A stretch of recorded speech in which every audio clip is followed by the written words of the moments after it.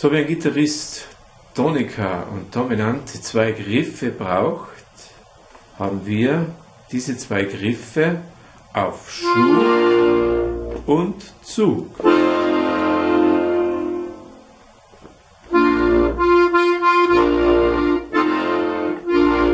Das ist die erste Umkehrung mit diesem Gleichton in der Mitte.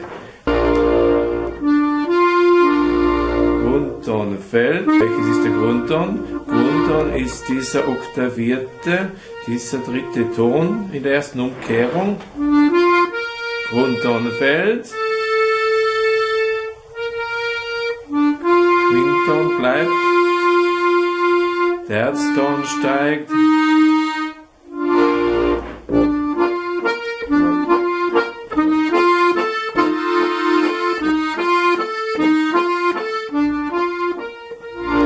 Abklären in dieser Lage, das ist die Grundstellung oder Donau so blau, also Donauwalzers.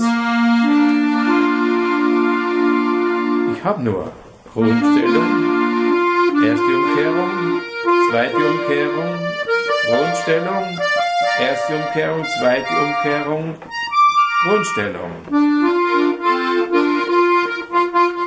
Orientieren tue ich mich nach dem Gleichton. Also, Grundton fällt. In dem Fall sogar, ich brauche hier diesen Griff. Terzton steigt, Quintton bleibt. Und so ist die logische Melodiefolge.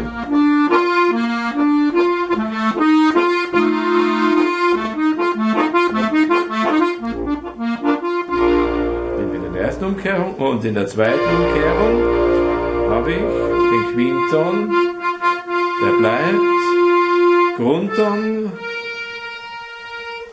fällt, Terzton steigt und habe ich ebenfalls hier als Hilfe, ich muss sogar wirklich steigen, so wie ich unten die Gabel mache.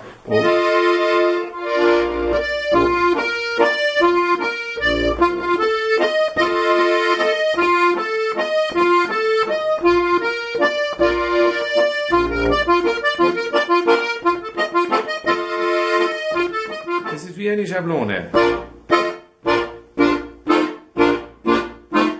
Andere kommen noch dazu.